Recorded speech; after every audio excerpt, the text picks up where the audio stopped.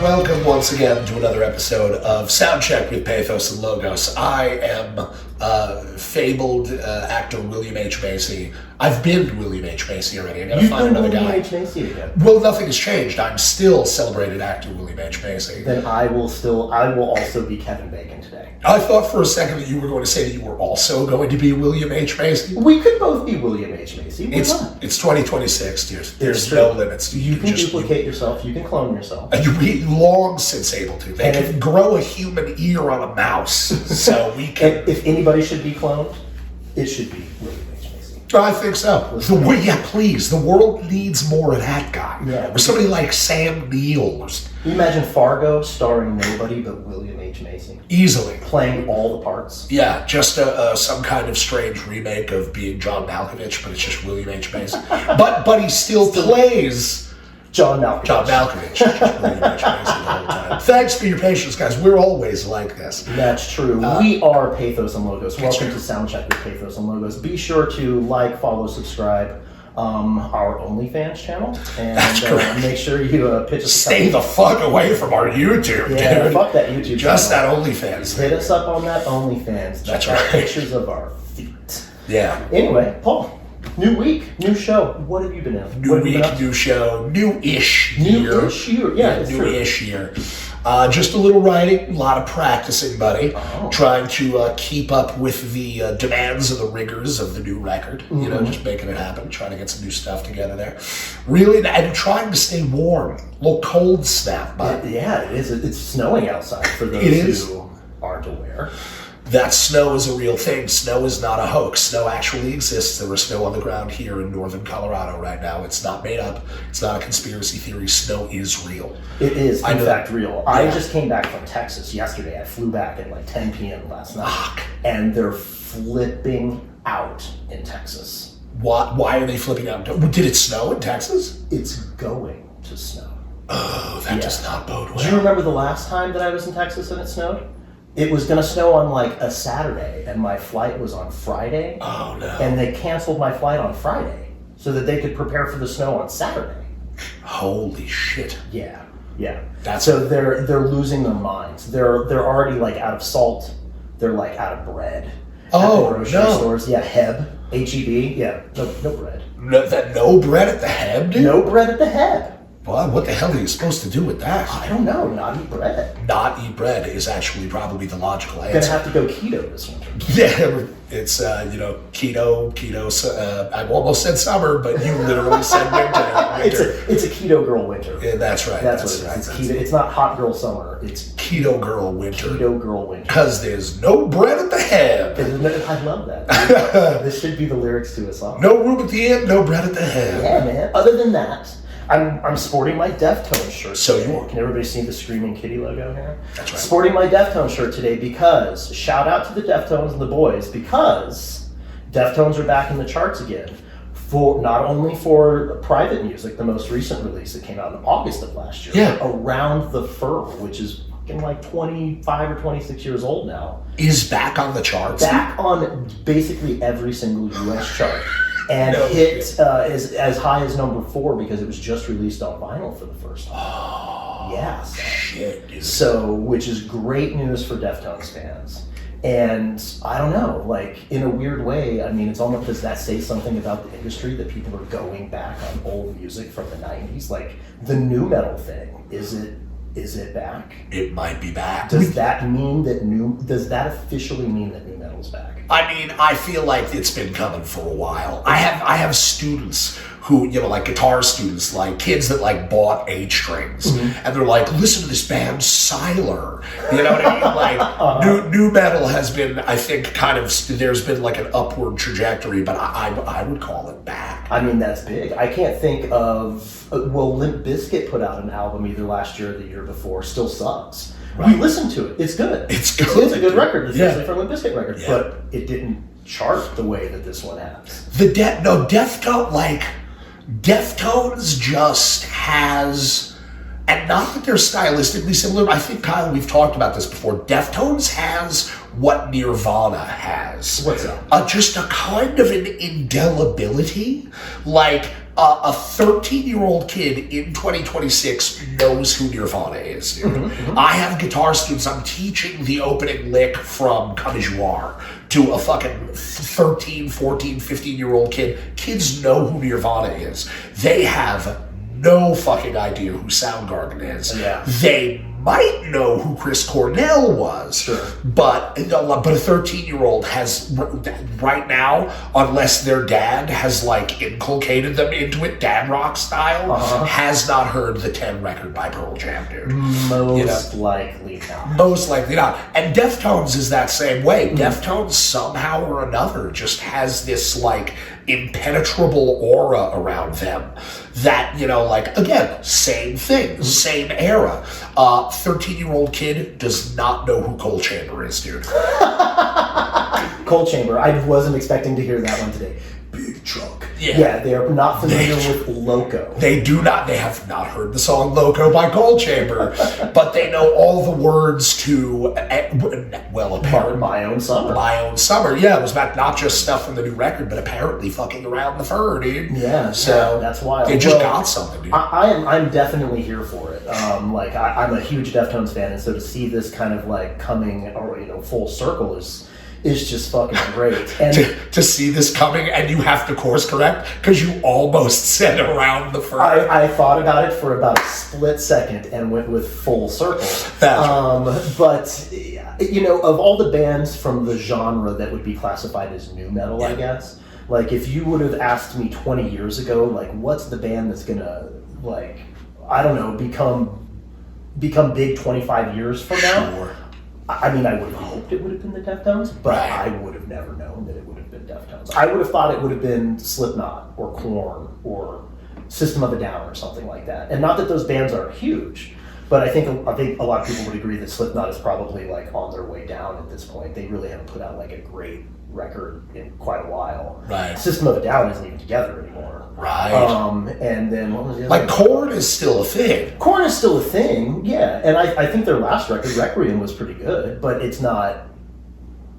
Yeah. You know what I mean? It's not harkening back to the old days, whereas Private Music by Deftones definitely is. Yeah, and what an interesting thing to have like a late stage surge, like adult onset fulminant success. Yeah. Just like suddenly everybody knows. Yeah. Maybe it's just a testament to the band members remaining the same, with the exception of the death of Chi Chang. But the band members have all pretty much remained the same in that band, and they just stuck together, man. They never really stopped. They never really took any time off. They've always consistently released records. Yeah. And they didn't make an EDM or dubstep album along the way. You know what I mean? That's right. No, they did not. They did not. To their tremendous credit. So, all that to say, though, fucking love for the Deftones. Keep it up. And we have an awesome guest this week. Oh, don't we, though? We do. They are from Denver, Colorado, a little-known city that most people have never heard of before. Yeah. Is it Denver proper, or is it it's not like, when people say Des Moines, but they actually mean Clive, Iowa. It's Clive. Shout to Clive, Iowa, too. What's up, Clivians?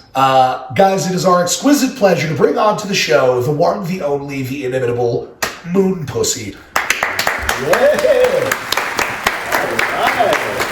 Here they are. Come on. Welcome to the show. Good to see you guys. Take a seat. We've got a couple microphones that are tangled up here, but we'll get together.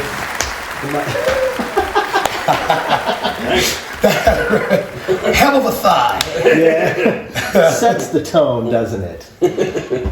Oh, that's great. Hello. Thanks for having us. Yeah. Yeah, everybody get settled in. Everybody got enough pillows. Everybody got enough lumbar support. That's right. It's a big deal. It is. It's about an hour, so we do have to make sure we've got that lumbar support sorted It's out. the health trend of 2026, lumbar support. That's right. And actually, lumbar support is playing the marquee next month with Space Lobster. Dude, they're my favorite hardcore. Yeah, they're so good. None of what we just said is true. That is fully made up. Paul, I have to ask you a favor real quick. What do you need? There's a ring light behind your skull. Can you slightly rotate it away from all of our retinas? Is that sufficiently rotated? Is that better for everybody? There we go. We're no longer blinded by the light. I was staring at it. I did too, dude. I thought the same. I set you guys up for it. That was the softball. The softball. And you knocked it out of the park. Well, So, there we go. I'm not the singer for a reason, so. I want to hear more about this lumbar. Yeah. Lumbar Support was formed in 2018 in the wake of the demise of their previous band, A Bucket of Human Teeth. They changed their sound not at all, and they come out on stage wearing jumpsuits, and the only instruments they play are umbrellas that are somehow plugged into HM2s. And actually, they beat out the Deftones for the vinyl release, because for the first time in 68 years, their celebrated album, I Punched Myself in My Own Dick Using My Dick to Punch Myself in the Dick With, was finally for the first time released on vinyl. So, that's... It was a good album. Yeah, I remember that from high school. I feel like the word is formative. Yeah, forward-looking. That's exactly right. Yeah. A vision of the future. It got us to today. That's exactly right. Somehow, when the going gets tough, Lumbar Support gets you through. The tough starts punching dicks. Oh, we have fun. Don't we have fun? Y'all are fitting in perfect. That's exactly right. I love it. Guys, how are you? Wonderful. Yeah. Doing okay? Good. And you had said, actually, before we started filming, that the snow coming up was not bad. Like, the roads were fairly Good. clear. Fine so far. Yeah, there hasn't been too much moisture. It's cold, but not a whole lot of moisture. Right. And most of it's just dusting ice. So That's it. So as somebody like from New Jersey, I marvel constantly. Are you guys from Colorado, or are you transplants? no, they're From transplants. Dallas. Oh, from Dallas.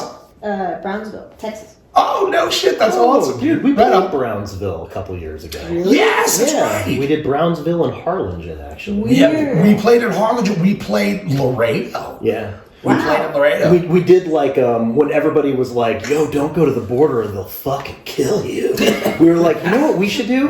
This is a ritual. Yeah. We should do a border. No, and actually, we had played Laredo okay. This is a good one. Tell me. Be careful about the way that I state this. Sure. We went to Laredo and then did not end up having a show, ended up selling shirts out of the back of the rental vehicle, and then had a redemption round in Laredo afterward.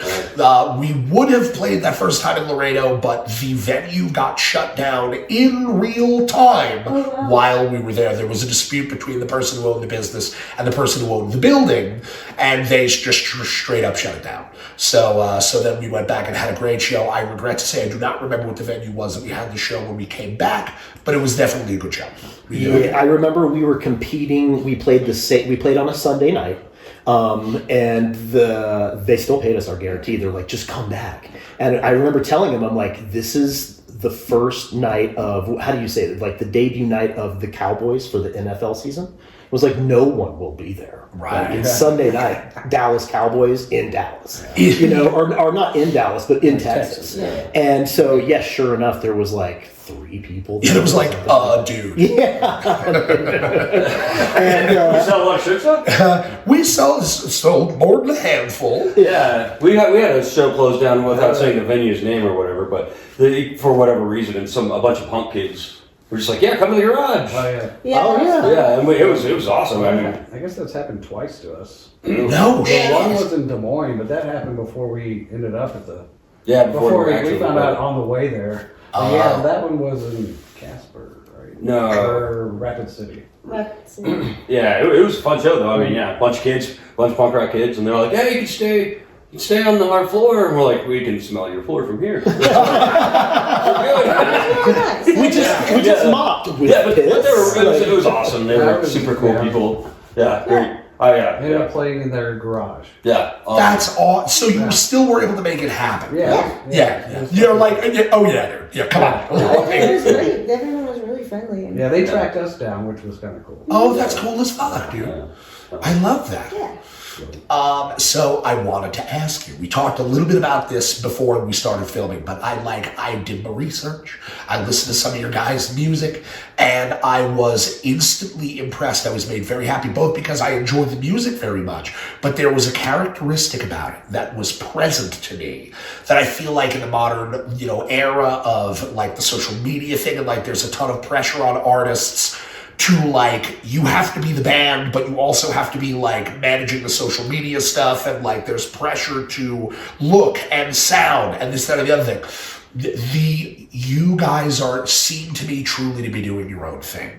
The word that came to my mind was unattenuated. You are not bowing, you are not flinching, you show obeisance only to yourselves and your creative vision, and I am extremely impressed by that. I feel like that is not something that you see all the time.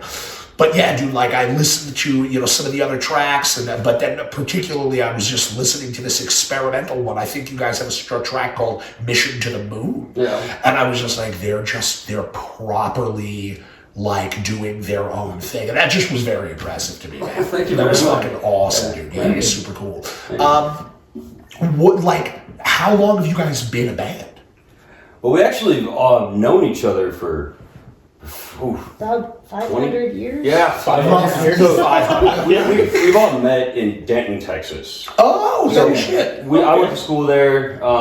Was it University of North Texas? Yeah. No shit. Oh, okay. Wow, small world, huh? Yeah, everybody comes from Denton. It seems like. Killer's Tacos? Is that the venue? I forget. Rubber yeah, Gloves? that was Yeah, Killer's Tacos. Killer's Tacos. Yeah, I Yeah. know that. Like Centuli played there all the time. Oh, okay. In Denton, Yeah. that's where we played at in Denton. Yeah. Was Killer's Tacos. That was around like right at the end of. Y'all were probably already out of Denton. Yeah, we probably already left. But that place was kind of around like at the tail end of me being in Denton. Gotcha. Which I moved. Well, I moved here 2016, and then out of Denton in probably 2013. Oh, okay. Yeah.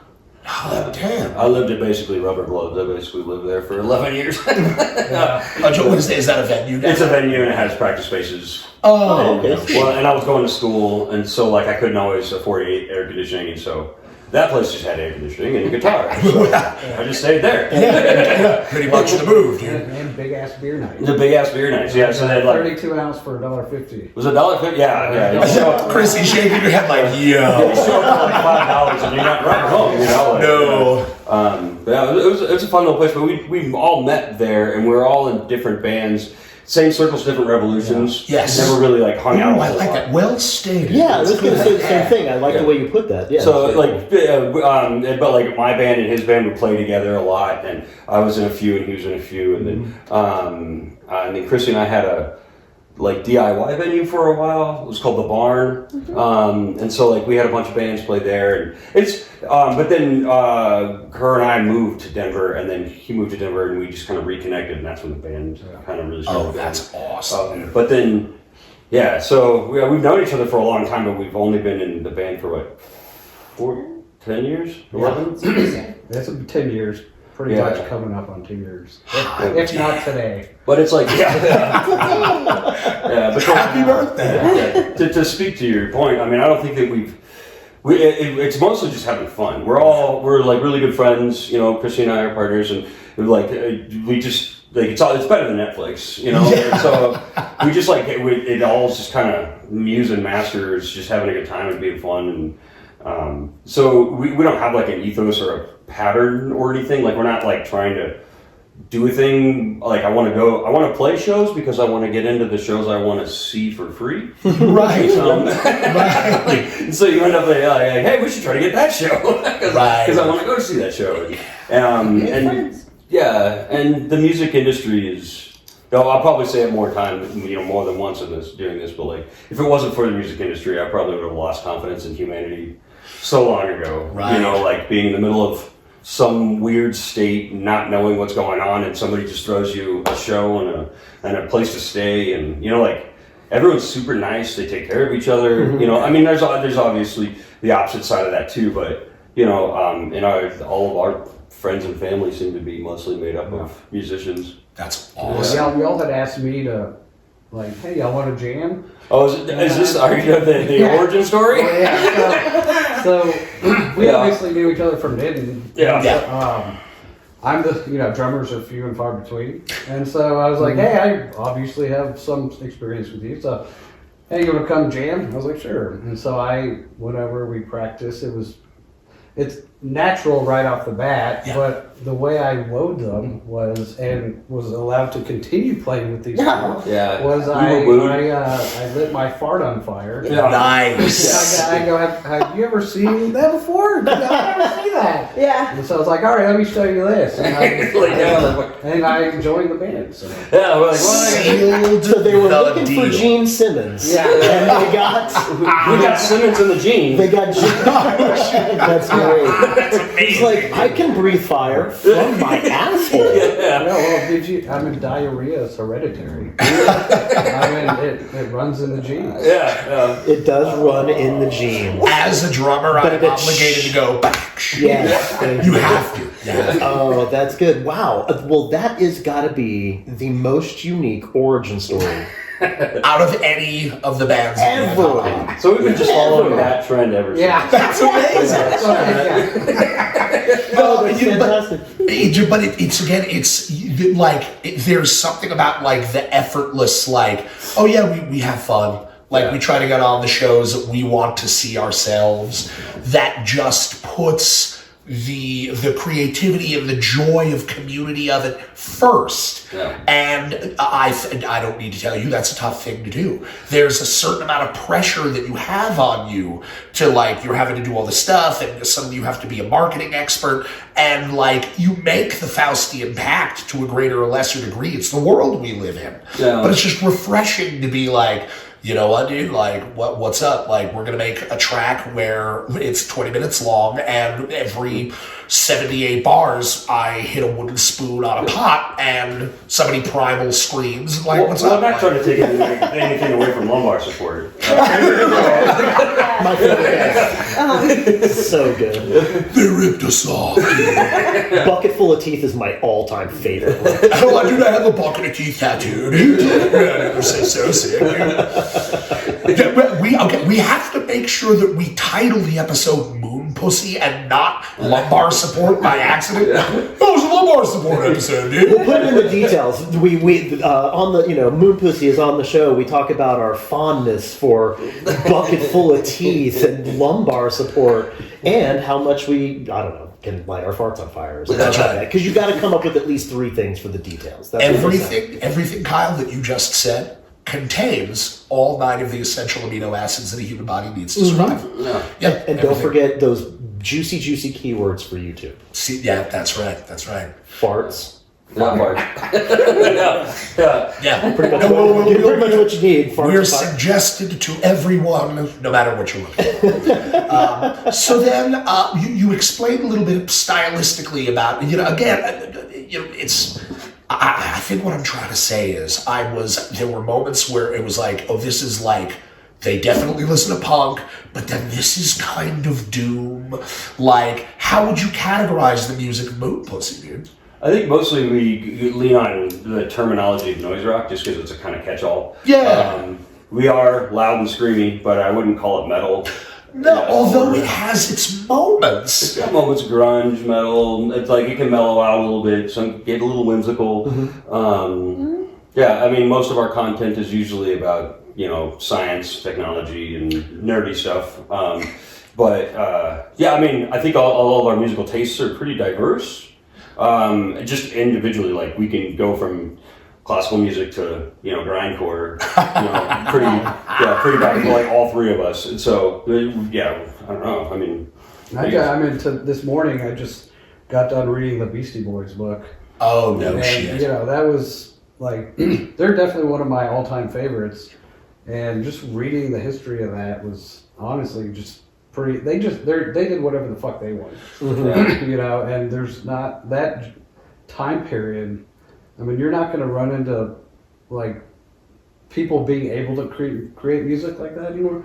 But it was interesting reading the history, and I mean, they were just hardcore kids, nerdy hardcore kids. I was just going to say the same hardcore punk kids that took it into their first hip-hop. tour was Madonna. No, and it's like, and then Run DMC, and then, I mean, it was like reading that book definitely inspired, like, I just want to go make more music. Right Oh, that's incredible. I have to read that book, dude. I don't think that shame on me. I did not realize that book was out. Yeah. I got to get a hold of that. I know what I think of when I think of the Beastie Boys, and actually my cousins, like Christian and Josh and everybody, had shout to the McFarland gang, dude. Didn't know I was going to be shouting my cousins out in this episode. But they showed me a record, if I recall correctly, it was called The In Sound from Way Out. And it was just a straight up instrumental funk record, dude. And I was just like, this is so good, dude.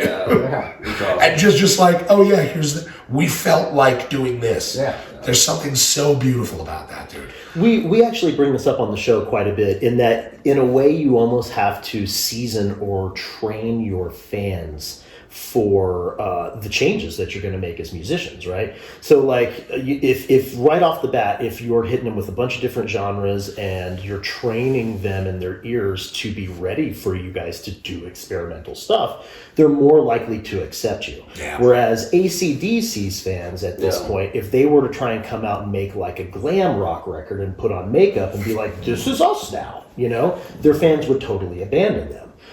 Much like the way, like, when Metallica did the Black Album and stuff like that afterwards, a lot of their fans were truly, truly upset about it. David Bowie, on the other hand, always conditioned his fans from the beginning that, like, I'm Ziggy Stardust. Yeah. No, I am the androgynous male from a different planet, and now I'm afraid of Americans with Trent Reznor, dude. You know, like that's what ZZ Top. They were like, yeah, we can write any song you want as long as it sounds like ZZ Top. exactly. Yeah, like that's his big quote. You know, There's a certain, freedom to that, man, because some bands and artists get pigeonholed into whatever their genre and sound are, and then they can never escape. Right. You know, so you almost have to go underground. We brought this up a couple of times about you'd almost have to start a totally different project, and like with if the ZZ Top guys were all like, we've been studying jazz for 7 years, we're going to put out a bebop record, you know. But if it's baked in, you know. Yeah, if it's baked in, then that's completely different. So, like, we had started out talking about the Beastie Boys, and then to kind of move on to ZZ Top and these other bands that weren't afraid to change their sound. Did you guys experiment with changing your influences or sounds when you moved? I know you weren't playing together in Texas, but when you moved from Texas to Colorado, did you guys consciously try to go after a sound or consciously try to change your sound, or is that just kind of like naturally what came out? Just an organic outcropping of what we're already I started with playing a paintbrush. yeah. That's the sickest combination of words. How did you play a paintbrush? We put a contact mic on the paintbrush, and so I would scream into it and then just paint stuff. And I mean, that was Because it so makes sound. it was a That's natural so sick, dude. I was playing a drawer. So sick. I was playing a drawer. There in that band. Yeah, it was a drawer. It had a shovel hammer or a shovel handle stuck through it, and then I put a couple strings on it. Kind of sounded like hitting a piano with a hammer. Is kind of what it sounded like. That's like a diddly bow, essentially. Yeah, but I had a sound. Washtub bass. Or Kind of, yeah. I made its own pickups out of the wall plugs. Don't you have a suitcase too? It's Yeah, chair a suit, chair low or Suit suit bass. bass. Suit bass. Suit bass? Yeah. Look at Paul's face right now. He's like, what Yeah. the fuck? I'm so happy. This makes me so happy. We make a lot of instruments, and like I made my guitar for the band for the Moon Pussy, and I'm an electronics nerd, so I spent a lot of time soldering. What a specific combination of work. I spend a lot of time. Well, I guess actually that's not an unusual thing, but just I guess if you're into electronics, I marvel at that. I have no. Yeah, me too. Right, dude. Like, I'm not. Like the guitar I've got, it's got an extra pickup behind the bridge, and it's got a theremin built into it, and so that's where you're getting some of the chaotic big sounds. I build pedals and rebuild our amps. Okay. Various success. Now, okay. So I'm going to pick up the interview here for a little bit because we're going to talk gear for a second. Gear time. Because when I listened to, is it Death Comes for You? Death is Coming. Death is Coming. Thank you. Great record, by the way. I will honestly say, like, we had a lot of bands on, and I wasn't immediately familiar with you guys at first, but when I heard the record, I was like, oh, fuck yes, this is great. So my question for you is, immediately what stood out to me was the overall tone of the production, especially from the instruments. The bass is immediately identifiable as coming from another planet, and the guitars as well. And so much so, in fact, that I was even wondering if I was listening to a guitar. No. Yes, just to tell you the truth, like I'd hear chords and stuff like that with distortion on it, but then there would be, like you said, a theremin. Yeah. You know, just kind of like woo going on, Yeah. and I'm like, what is this, a fretless guitar? It's an optical theremin. Okay. That runs through the pickups as well. So then if it's an optical theremin meaning an instrument that you can control with like an electromagnetic force, meaning your body. Yeah. Right. I just made up a bunch of words that I don't. Well, know. it's an LFO, low frequency oscillator, but it's got two light detecting diodes. So if it's a bright light, then it's a high pitch, and if it's a low light, then it's a low pitch. And so I'll play my guitar kind of like that. Okay, and I was just going to ask, are you waving your hand over it or something, or you're just lifting it up and down to kind of manipulate light and shadow around it or something? And it's also got like a linear touch pot. So it's like a linear, it looks like a white line and you can touch it. And so it's a potentiometer, but it's linear, so you can play it kind of like a piano, and it'll go from octave to octave, whatever pitch you've got your theremin on, while you're playing. Wild. Yeah. I'm fucking fascinated. This is making me so happy right now. Yeah. So you there's definitely a lot of soldering involved there, though. Yeah. So do you have? Does it all run off of a single, like a 9-volt on your? Mm-hmm. Yeah. Okay. Yeah, it's pretty low power requirements. It doesn't. So like I've never like run out of battery power at all. Like I don't know, 2 years. So like it doesn't require much battery. So we had a fella come in from shout out Tyler from Music Depot. He does like, what did he call it, pedal board roulette or something like that on Mondays or something like that at the Music Depot. Oh yeah, it's basically like a pedal expo. Yeah. Tyler, we do you a disservice. You were not on the show that long ago, and we still can't remember. But it was essentially just like a guitar pedal expo that they do at the Music Depot in Greeley. But I bring that up because he was talking about a dude who made his pedal board, and then to power it, he's got the DeWalt like batteries from his drill, and he just charges them up and like sticks them in his pedal board. And so he doesn't have to plug it into anything. He just charges the DeWalt battery and plugs it in. Done. And I'm just like, my mind is fucking blown by this. This is fucking that's fantastic. a good way to do it. Dude. As long as you can get it clean, you're good. Yeah, exactly. I mean, you probably got to have 2 or 3 batteries or something like that, but I'm sure they probably last a while. Yeah, So. that's fucking crazy. That's awesome. So then, okay, and then because it's all built into your guitar, it is of course amplified through your guitar amp head and cabinet then, right? Yeah. Are you going into a special amp? No, I mean, I put in full spectrum speakers, it's like full tonality, because like the highs can get pretty high. Sure. So, like, but it runs on fine with the guitar speaker or whatever, and I just use the basic guitar heads. I mean, I got, like our classic vintage. Yeah, your favorite our vintage stuff. beer coasters. But, like, we have all of our preferences. But, yeah, it just runs through the regular guitar stuff. okay. So just plugs in like normal. So then the bass, let's talk, okay. It's immediately, to me, it sounded as if you were playing like a Rickenbacker or something like that. That's all you can say. Yeah, we'll pass mics. So what bass are you playing? It's a Kramer. Oh, I don't know the model, but yeah, it's a Kramer aluminum. Oh, it's your bass. Yeah. It's his bass. Although I have another one at home, but we. Wait a second, back up. Yeah, I bought that bass. That was first off, I love those Kramer aluminum necks. So it's got an aluminum neck on it. Yeah, back in Denton, I haphazardly played bass and guitar, but so I had bought that bass on eBay. It was one of those purchases where I put a bid on it, and then I guess a week later, the buyer goes, "Hey, are you gonna pay for this?" And I was like, "Yo, shit!" I'm like, "Hell." I mean, these basses are like $2,000 now. I got it for like $400. Wow. And so immediately after buying that bass, that band broke up, and so I just kind of been hauling it around for 20 years at this point. But yeah, I'm really happy she's using it because it's an awesome bass. And it sounds, what's the word I'm looking for? So unique.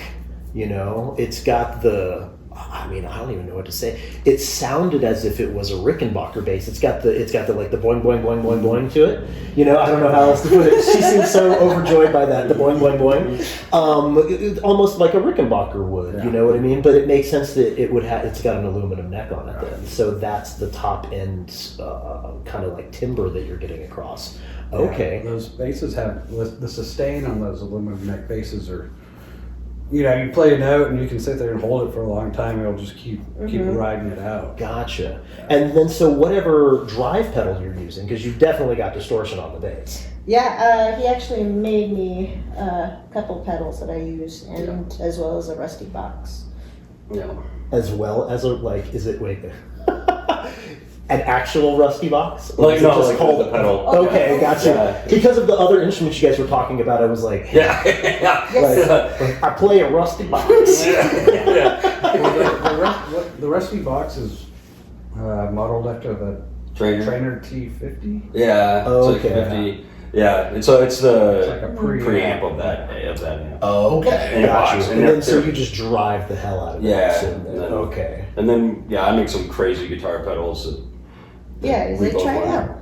Yeah. she's a test platform. That's so cool. But yeah, and the pedals that we like, everybody can build pedals. It's great and whatever. But you know, I like the kind of like the pushing the limit a little bit. So they always mostly work, but they also are like kind of at the edge of the limits of the electronics will handle. Like a lot of abused circuits, you know. Yeah, so I don't know how nerdy, you know, you want to get into like 555 chips and stuff like that. But I don't think you should pull any punches. I think you should go all the fucking way. So I mean, you can change out capacitors. I run everything kind of at its absolute limit to try to break it up and get just different weird sounds. Yeah. I spent like my childhood like avoiding pedals, it's just because I didn't have the resources growing up to like just go out and buy a ton of pedals, and so it's like, oh, if you want delay, like kind of learn how to play delay or learn how to like do these things on your own. And then it wasn't until I started getting really into electronics and that I started building them. Now I got tons, but I made them, and so it's just like there's only 7 different effects in the world for guitars. Right. And so like you kind of, it's like, oh yeah, that's a chorus, that's a distortion, like oh that's a DS1, you know, like. Yeah, so you take a DS1 and you just push it as hard as you can, and you know, push the limits as far as you can, and just get new weird sounds. Since you use components that would be, what's the word I'm looking for, that are maxed out, for the lack of a better word, do you ever have anything catch on fire or explode on you? It usually just stops working. Yeah, I mean, there's been a couple that have been hot. I've blown a few capacitors, and anybody that's popped a capacitor, it'll scare the crap out of you. Mm-hmm. Like it sounds like a gunshot, and it sends paper everywhere. You know, and you're not expecting it to get It's always because you're not looking at that capacitor, and you're like, why isn't this working? And something explodes.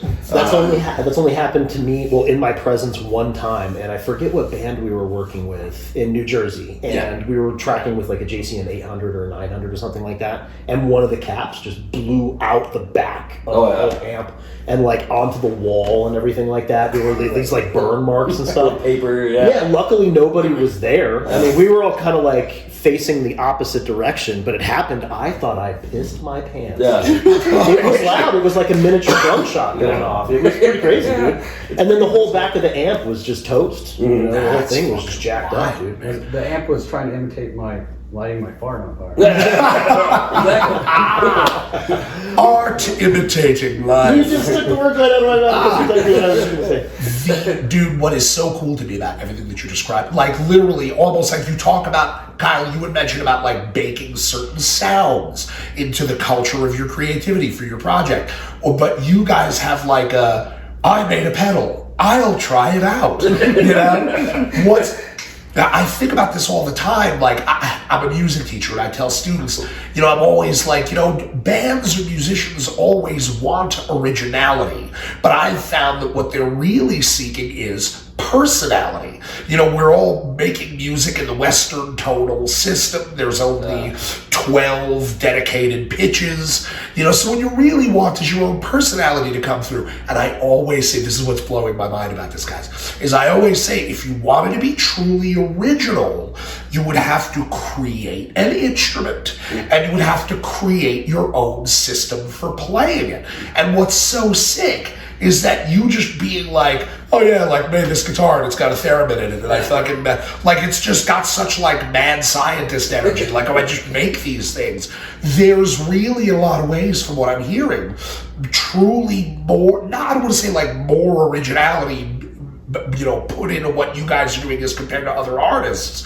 But I will say that as measured by the standard that I set out talking to my students, that's like bona fide originality. Yeah, like, because you you're know, checking all of those boxes. really checking the box of originality off. Like, oh yeah, just like made this thing. Like, you know, like, yeah, there's this microphone and then I'm like painting. You know, like that's so sick, dude. And it to me, that falls under the true heading of original, man. That's cool. Yeah, I would agree with that. And on top of it, like, from a production standpoint, right?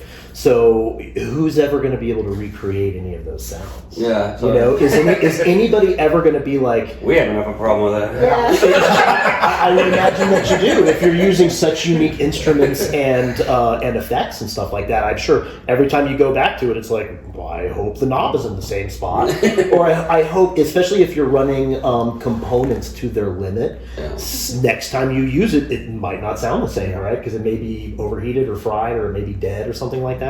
But all that to say, like, if somebody was like, yo, they're gonna hire fucking, I don't know, Terry Date. He's like, Terry, I want my record to sound like the Moon Pussy record. He'd have to look at them and say, I can't do it. Yeah. I can't do that for you. It's impossible unless they bring in all of the instruments that they played with. That is fucking fascinating to me. Yeah, dude. Right? Because, like, dude, if somebody sounded like Michael Jackson and they wanted to put out Thriller, you could use the SM7B through all of the effects that he used with the settings, whatever presets you get on the fucking plugin now, and probably sound pretty close to Michael Jackson. But nobody's going to be able to ever recreate your fucking presets. Yes, not Moon Pussy, dude. I think a lot of it's just like the sound is like the sound and the whole thing, the whole band is a byproduct kind of our friendship in general. Yeah. And it's kind of our, for like, if you go and you hang out with us too much, you'll see that our personalities come through in the band, and the music is a byproduct of just us hanging out and having a good time and doing the things that we love and, you know, making the silly jokes. After every practice, I think we give each other a hug before we leave. That's so sick. So you just melted For- Paul's heart. for- I heard him gasp when you said that. He was For 10 years. Yeah. And yeah, I mean, we're friends first, and then the band is kind of an audio version of us just hanging out and having a good time and being noisy, and you know, we're all gearheads, and so, you know, like, that's, you know, he's got a bunch of awesome gear, I've got a bunch of awesome gear, Chris, you know, like, and we just need a reason to get together and turn it up, you know. Yeah. That natural proclivity for like the tech and everything like that, is that related to your guys' work? Is it related to your jobs? No. That's in rebellion of that.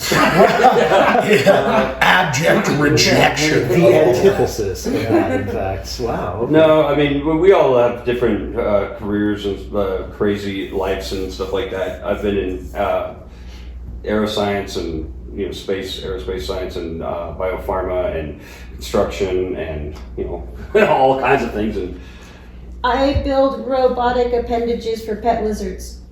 yep. Yeah. I can't speak.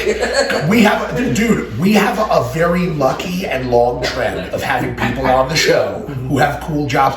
Quizzy, would you do me a favor and just say another time what you do for what? I build robotic appendages for pet lizards.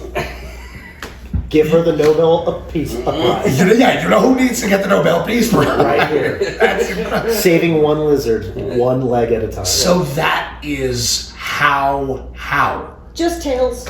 Just tails.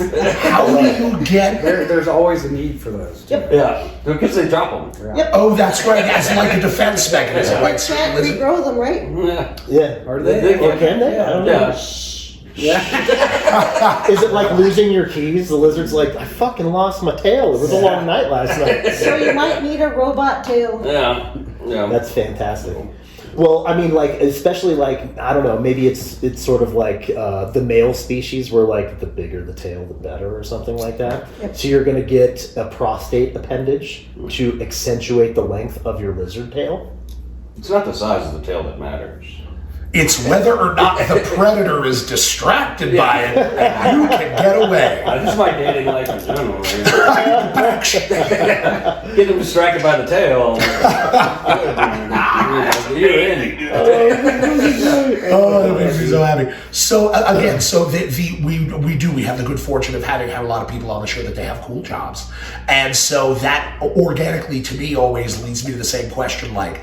I will preface this by saying that I'm just like, I'm a guy who like hits stuff with sticks and teaches like 11-year-old children like how to play Olivia Rodrigo songs. You know, like the nature of my work is fairly straightforward. How do you end up doing that work? Like how? I lied. That's not my job. Well, you're an engineer. You're an engineer, though. We went so long with me buying.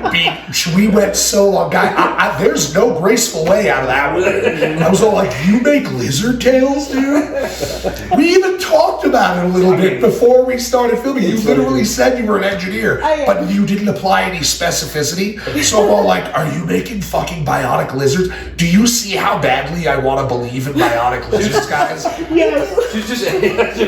She was just, you know, Off the cuff. It was a tail. Thought about it for She 1 was telling second, a tale. and I'm all like, describe in explicit detail everything that you do. How do you do this? Tiny. I'll never live that down. There's no getting out of that one. As a lifelong fan of Godzilla, you had him in the palm of your hand. Oh, dude, just I couldn't was do it. fucking captivated, dude. No, not that cool. Environmental. That's awesome. That's great. Actually, so if it's anything with engineering, we have had people on the show that have signed 48,000 NDAs and literally can't talk about. Is it the kind of thing where you can't really go into extensive detail? Got you. The lizards would fucking kill you. Yeah. You're right. Yep. The bionic lizards would triangulate on your location and then summarily terminate you. So It's a minority-owned company. They are lizard people. They- So, they get a lot of funding for the government. yeah, that's right. Hush, They hush, run hush, it. hush. They run it. They run the lizard. David Icke would be smiling at this episode right now. Dude, walk through the Denver airport. You'll see pictures of them everywhere. No, yeah, that's right. Sidebar, did you see about how, like, somebody on their team, like, regarding the construction, was like, thank you for your patience with our construction. Building secret underground tunnels takes a long time. I was like, you guys get it, man. Yeah, all their banners are, I like how they're digging into it. That's pretty funny. It's like they went and got the Wendy's TikTok marketing person and hired them. You know? That's right. Because Wendy's is always like shredding people online. Yeah. You guys ever see that? No. No. Oh, they've got whole Just pages whoever that they have do. doing their social media. The national parks have really good ones too. Oh, no shit. And Skittles, like through the 90s, Yes. had some Oh, I forgot. crazy, insane commercials. Man, yeah, I wonder what happened to that. They had like a string of like 20 of those fucking commercials that were wild. Some of them you could like only watch on the internet. The one where the girl's like, you remember the one that the fucking like nerd dude, he's like, oh, I'm gonna do the thing, and she's like, fucking shoot on me, and it's just like, And it's Skittles. I remember that. and Wow. she's just like Skittles all over her face. Dude. I remember seeing that on fucking, I don't know. Yeah, you YouTube or couldn't see something that like on TV. Yeah, they weren't showing that on It was like television. their wedding night, dude. Yeah, that was funny. I immediately went and bought Skittles. That Oh, was yeah, like- yeah. Very So- powerfully incentivized. There's a comedy team that I like named Sid and Olivia, and they like have, you know, they do a podcast and stuff like that. And I can't remember, was it Nutter Butter? Like, you know those weird cookies, like it might be them. I might be thinking of something else, but I think it's Nutter Butter. They just like. Their entire like advertising campaign right now is just this. Do you know what I'm talking about, dude? Just this bizarre dystopian, like weird liminal spaces and like all AI and just like shots of like weird like abandoned haunted houses and then like Nutter butter. I'm like, I'd be lying to tell you that I don't feel like going to buy a nutter butter right now. I'm into how unhinged it was, obviously, because I sat here for 10 minutes believing that you made robotic lizard tails. No regrets, fully on me. I'm just outing myself as someone who wants to believe in robot lizards. Yeah, you're like, you're not the only one, dude. You're not the only one. There's probably a subreddit for that. I think that's fair to say. I'm sure there is. I think that's fair to say. So, you talk about like the Nutter Butters and all that stuff, and this is like I'm getting off into the weeds here, but you guys have brought up Growl Records before and being in Texas, so it sounds like you guys have toured and stuff like that. Yeah. So, late night after the shows, what is your guys' guilty pleasure food items? Whatever's local. White Castle. White Castle. White Castle. Yeah. White Castle. The two of us Tell the have a story. great White Castle story. Regale this us was with the tale. Shout out White Castle. Yeah, Hashtag this White was Castle. not too long after COVID, I guess. We played Caterwall in Minneapolis, which is a noise rock festival. Oh, no shit. Yeah, and we were staying at an Airbnb with a bunch of bands. And so yeah, alcohol's involved, and then late night, that's what's up. Like with you it. So do. we don't get White Castle here, so we went 2 nights in a row with getting White Castle. And the amount of flatulence coming out of the two of our asses. Buddy. It'll get you, dude. It'll get you. And this was a 3-story house, right? Yeah. And, We took turns. and granted, there's From one bathroom to the next. yeah.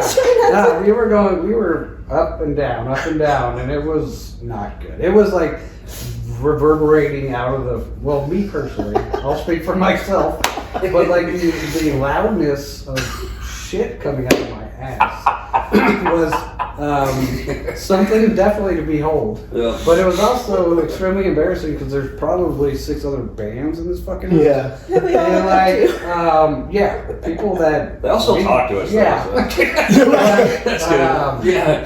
Full so bonding I mean, experience for sure. There had to Totally. have been like 3 hours of like, okay, I'm good, and then like I go back to bed, and I'm like, all right, I gotta get back up, and so You were changing the composition of the atmosphere in the house.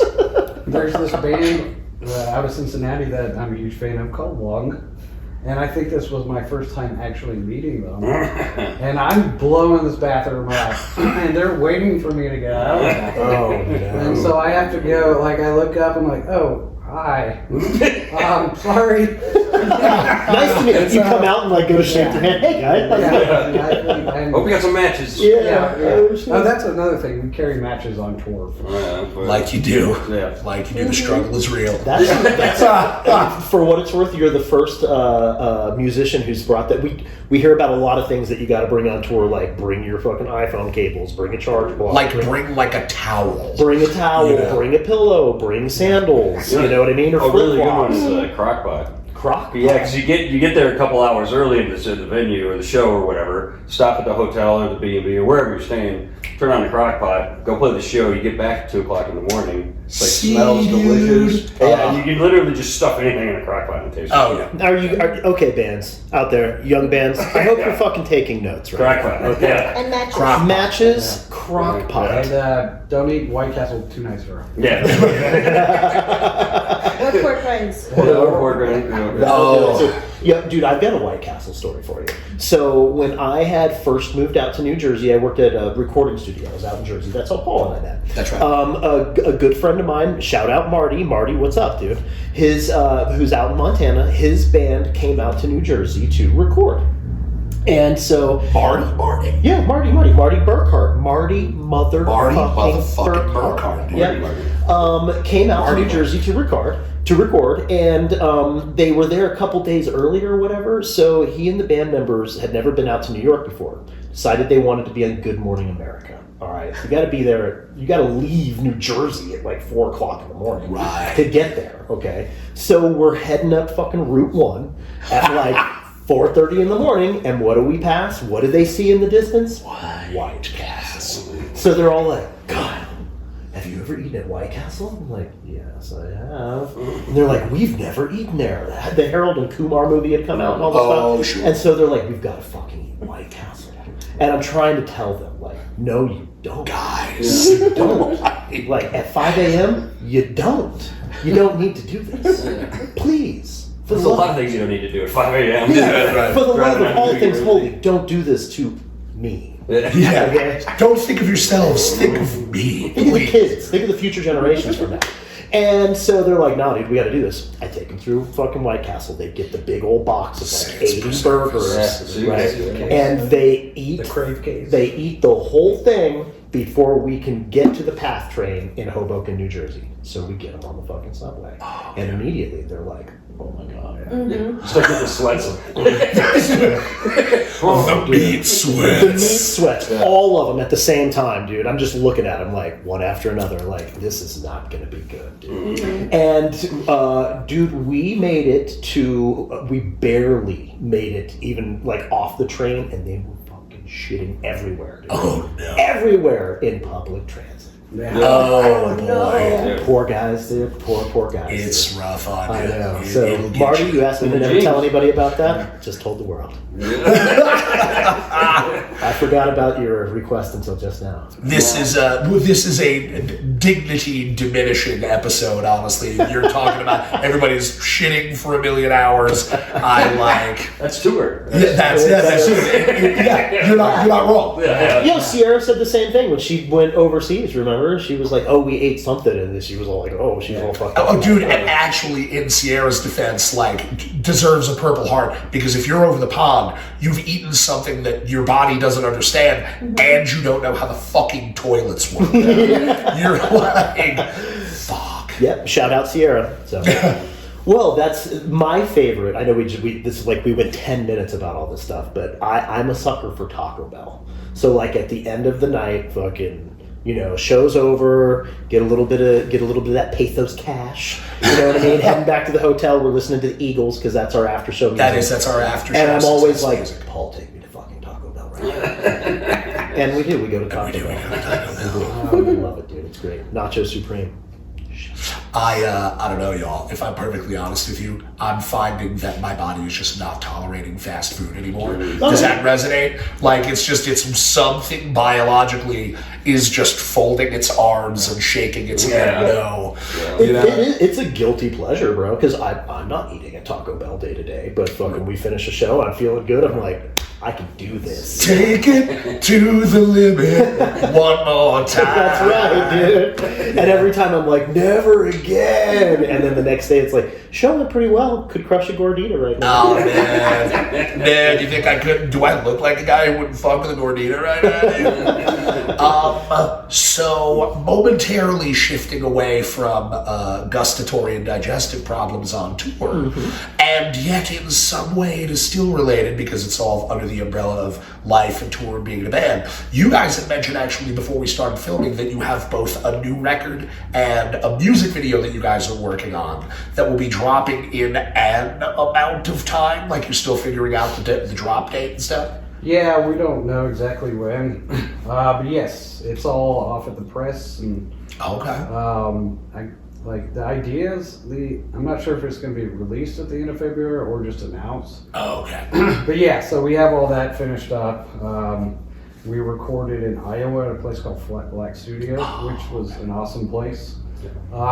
Speak on that. was- What was it? You said something about this before we started filming. You said that the Yeah, place so- was just fucking phenomenal. Yeah, so it's like on 10 acres. Our friend Jeremy Bradshaw from New Standardsmen, who we've gotten to know for the past 10 years too. He's a good friend of ours. We did this Yeah, so I do Ghost Canyon Fest with them too. Oh, God. We'll not talk about that right now because we're talking about the album. Yeah. But Ghost Canyon Fest is going to be a cool thing too.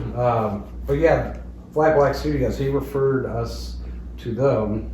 And so it's on 10 acres. He turned an old barn into a studio. So yeah, you stay overnight. I think we did 5 full days recording. No shit. And yeah, it was a great, wonderful experience. So Yeah. we had 24 access to the studio. Recorded our album, and then after we were done, we had campfires and grilled hot dogs. Dude. It was pretty great. And Yeah. stayed So there, it's a fully yeah, it immersive was experience. Super There's relaxing. a gong.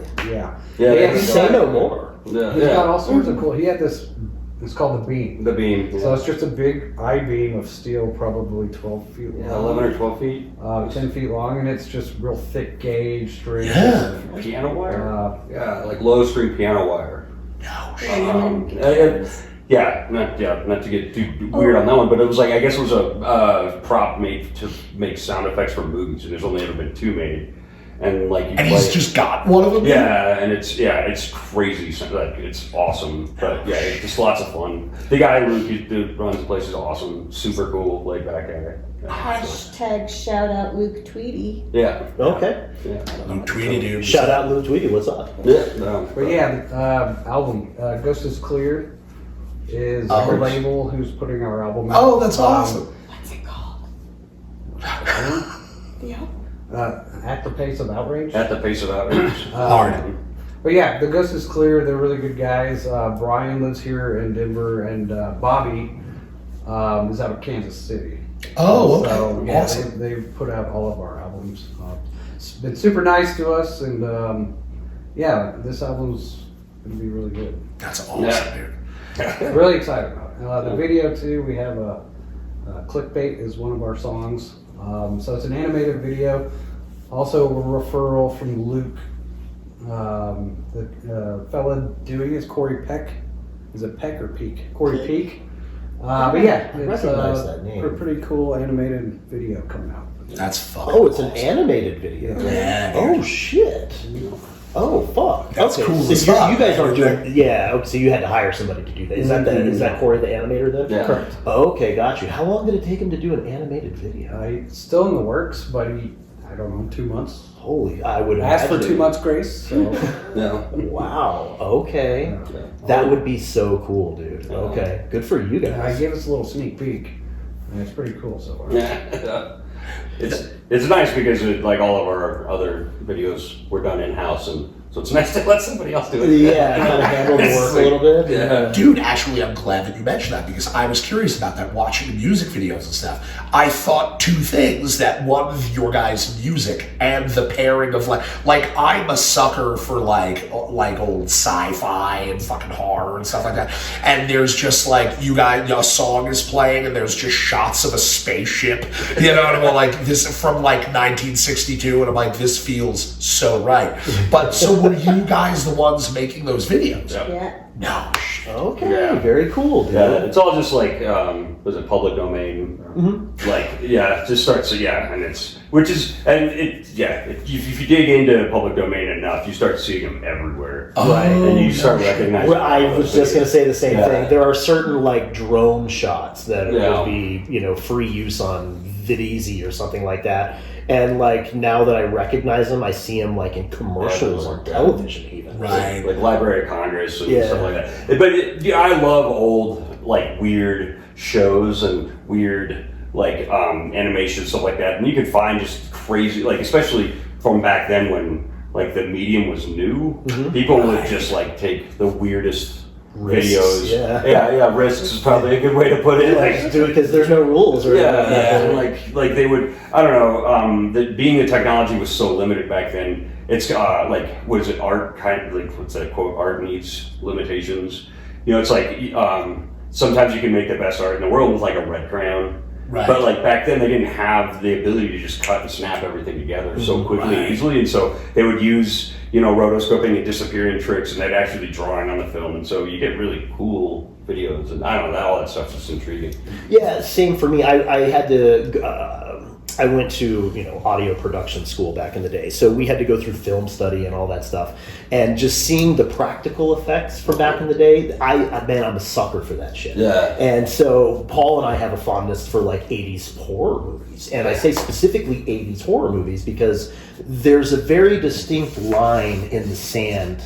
And for me, it's probably like Jurassic Park, I think, when movies in the 90s got to the point where CGI was believable enough that it didn't totally take you out of the movie, right?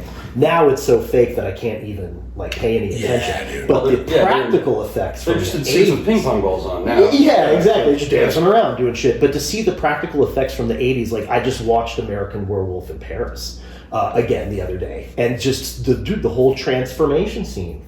She used to work with Fucking Troma. mind-boggling. Oh, really? No shit. Yeah. I mean, past life. Yo, fucking. Is this another lizard joke? Yes. I was about to say, what the fuck? Once bitten and twice shy. I gotta be careful what Chrissy says now. Oh, that's funny to me. Yeah, we're not even in a band. Yes. He's like, you just made the whole thing up. Oh, that would be fun. You think these are our real names, dude? They pick me up on the skirt talk. This is a decade-long joke. They really worked on that one. But that dude, I just think that's very cool. The practical effects, I can sit there and stare at it forever. Yeah, Even though I know that this is obviously fake or whatever, it doesn't totally take you out of what's going on because you're like, oh, this is a computer. I don't believe it. There's something about knowing that it's there. You know what I mean? That just, I don't know, it's just different. What was I gonna say? Dude, I wanted to ask you. So the footage, like what did you Public domain. Public domain. Yeah. Only heard it 10 seconds ago. Couldn't find the word public. We'll get there. What I thought was so cool, like, have you been doing video stuff like that for a super long time? No. The minor ADD brain allows you to like dive really deep into a project, buy a bunch of materials, and then forget about it. So, like, you either solve a problem or just general interest, which is where it comes from. So it's like, oh yeah, I want to, be a luthier, and then get all the tools, and you're like, oh, I guess I'm doing video editing now. Yeah, that's life in general. Yeah, dude, same thing with us with the show, dude. Yeah. And we joke around that we have like a caveman who edits the video, and we're always like, what the fuck, whenever there's an issue. But Paul and I, dude, we have to set up all the cameras, we set up all the audio equipment, we edit everything. We're not video editors. No. Right. I don't know what the fuck. We are now, dude. Yeah, we are now. I mean, if you want to call us that, I guess. But still, dude, we're just like plunking around trying to figure it out. You do what you got to do. Right? Music, like videos are easy. A, it's short, and B, there's always a very defined change point. It's like, well, when the drum hits, the snare, bam, right. It's very you don't have to like make a cohesive story. You don't have to do anything. You just have to make it look pretty. You literally just give something to watch while they're listening to something. Or you spend hours on it. Super proud of it, and then you present it to me and Chris, you're like, Yeah. Can you change that? yeah. Can you change that? You know how long that took me to do that? I don't like the font. Yeah. Dude, we love it, but could you just change everything? Yeah. You're doing great. What I thought was so cool is, and that's particularly why I wanted to ask you about how long you've been doing it for, because I'm watching the video, and it's like public domain stuff for like B-roll shots and stuff, but there's a narrative. Like, there's still a basic, shot of an old piece of technology, shot of a woman's face, shot of a pill bug folded up, and it moves just the tiniest bit before it moves on to the next thing. It was like, this is making me feel something, and I can't describe it. It's just cool. I feel like there is still some essential artistic vision guiding the decision-making process to put a shot here, but for this long, followed by this other thing, which is cool to me, dude. Yeah, I obviously you want to make everything look good, but I didn't go, I rarely go into it with an idea that, because I go into it to give somebody something to watch. The story and stuff like that usually comes from Chrissy, because she's the lyricist, and so to dig deep into that. But a lot of it is allowing people to come up with their own interpretations. And I think it's probably more valuable than trying to tell them what we think. Yeah. We have fun, and the band is fun, and we want, we try to put good things into the world and make people feel good, but we're not, I don't know, we don't have a huge message other than just own your shit, be good to people, so I try not to create a super strong narrative and try to tell anybody necessarily what something is about. Let them define it for themselves, and I think that you're going to get more meaning out of it. Yeah. Agreed. So that's impressionism or whatever. So a lot of that comes from. But I appreciate your. Thank you very much. Well, no, but It's fun, speaking to your point though, then that's just I'm just out here airing all my fucking stuff out today. That's almost another self-reveal where I see a narrative in it, but somebody else could watch it and it could elicit or create or coalesce an entirely different line of thinking. Yeah, hopefully. I mean, well, yeah, for sure, because I did not watch the video. Like, I was listening to it, so, right, without any kind of visual representation. And for, like, it sounded so angry, right? That's what got me. I was like, fuck yeah. Yes. Yeah. Scream. Yeah, Chris. Fucking reek. Yeah, right? Isn't that what the name of the song? I was going to ask you about that. What do you reek of? No, I'm just not right. But it's just so, it was so aggressive sounding to me. I was like, yo, dude, like, I wonder what these guys are going to look like. Are they going to show up with, like, chains and fucking, like, bullet belts and stuff like that?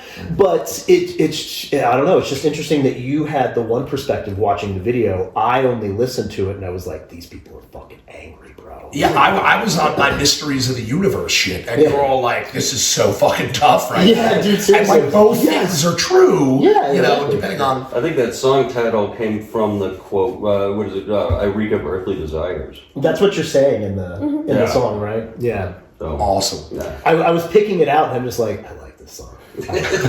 Same, bestie. Yeah. So. Yeah. Very cool stuff, guys. Well, yeah, when we first started, we used to say a lot, why is Chrissy so angry? I'm so mad. I mean, I'm still studying stuff about, but I can't bring it up because it's world stuff. Well, it's also cathartic, like being like some of the nicest people you'll ever meet are in the hardest bands. Yeah. So you get it out. Yeah. You get it out. Is. You know, you show up to a space. Suicide Cages comes to mind. Yeah, you just start screaming at people, you know, like, and you just get it out, and you know, and then you chill and lay back, like, Nicest dudes. Absolutely. But Suicide Cages is fucking heavy, dude. Yeah, super good guys. And Chrissy just used the word cathartic, and I think that's probably the best word for it. It's cathartic. You get it out. It's like it's going to therapy. Yeah. It is really in a lot of ways. And that actually makes me think about something that has come up a couple of times over the time we've been doing this over different episodes. Just about how I think anyway that's a part of what art is meant to be for. It's meant to help you metabolize and organize your inner world, you know, and just it's. Sometimes just literally primally screaming that can push the fast forward button on working through something you have going on inside. Well, every listener is a little bit different, right? Some people want an emotional escape. People want, it's like just pure aggression. Somebody wants it just to just be background music while they're vacuuming or something like right. that. And every single one of those niches is there to be filled, you know? So you just got to find one that works for you. Yeah. So, but I tell you guys, like, I was so impressed with the record, you guys. Like, I will actually be listening to this record over and over and over again, and I cannot wait for the next one. Yeah. So if it is going to sound anything like the last one, I'm fucking here for it, dude. Great stuff. Do you? I know did you say that you have a release date for the next record, or are you still waiting for the video to be done before the date is announced and everything? No tentative date right now, but ideally, I think it's going to be out in February. Oh, okay. So we're talking like or early year or stuff. at least announced it in February. Okay, gotcha. But yeah, it'll be fairly soon. So, any plans for touring or anything like that afterwards in support of the record? We have the release show April 18th. Yeah, that'll be fun. But we don't have any tour dates set. We like to. We toured a lot last year. Like the last couple of years. We haven't planned anything yet. Life has been busy for us in personal lives and just in general, and so. But we never. Sometimes tours just kind of come around within a month. Like we don't, or they're planned around like a festival or something like that we get invited to. So. But nothing planned yet. So hit us up. Feel free to pay us to fly across the United States. Just throw that out there. Ooh, pussy will come to your town. Yeah. We will come to your moon. Yeah, especially if we get a White Castle. yeah. That's great. Some matches. So you had mentioned you have a show coming up April 14th? 18th. 18th. And where is that at? High dive. High Dive in Denver. Who are you guys playing with? Do you know yet?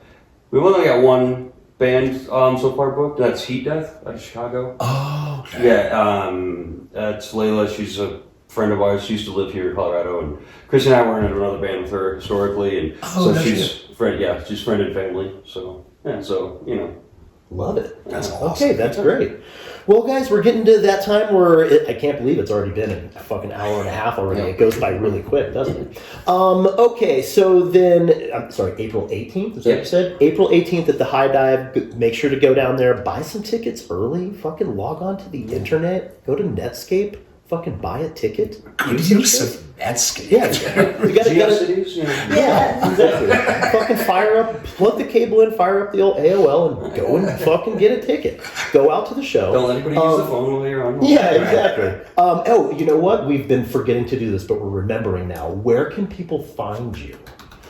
Anything under the name Moon Pussy, you're either going to find us or something equally entertaining.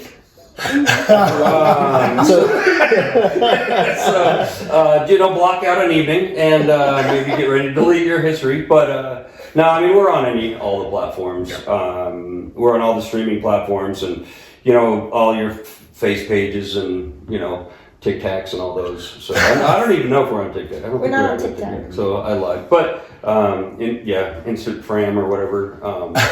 So all of those, What? Fantastic. Yeah. Friendster, is that Friendster, yeah, MySpace. Chrissy's out here friendstering. Yeah. That's amazing. Hit us up on Tumblr. It'll be great. Friendster, you just got to go through your lizard page. Best way to Chrissy'sLizardTales.com. Anybody get that? Yes. Well, that's fucking great, Very guys. affordable. Yeah, this has been a great conversation. I'm sure we're going to get plenty of clips out of this. Make sure to go out, like, subscribe, follow, do all that stuff for Moon Pussy. Log on to AOL and get a ticket, right? Go out and see the show. Definitely make sure to like and subscribe Pathos and Logos if you're watching this episode. And then tune in next week for an all-new episode. Paul, what do we say at the end of the show? At the end of the show, we'll say, glory to the order. Eat on the border. Vision of disorder. Guys, it was fucking awesome.